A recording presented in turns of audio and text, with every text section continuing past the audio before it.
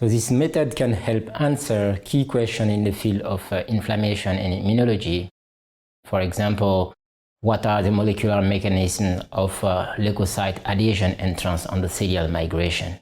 The main advantage of this technique is that it allows an unambiguous discrimination between transmigration and strong adhesion of monocytes to endothelial monolayer.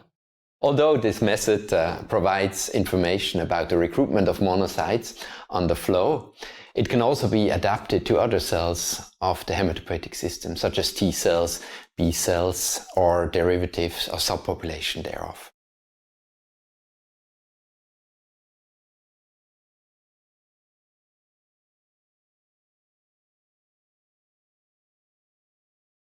After washing, label the human umbilical vein endothelial cells, or HUVECs, with 30 microliters of 37 degrees Celsius M199 medium, supplemented with 1 micromolar CMFDA, for 10 minutes at 37 degrees Celsius and 5% carbon dioxide.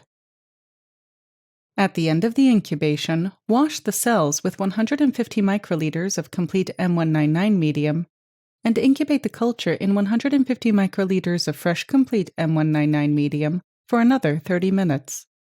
Then replace the supernatant with 150 microliters of complete M199 medium containing the appropriate experimental supplements, and return the slide chamber culture to the incubator for 6 hours. For human pan-monocyte isolation, dilute a freshly collected blood sample in PBS supplemented with 1 millimolar EDTA at a 1:1 ratio, and carefully layer 20 milliliters of the blood solution onto 20 milliliters of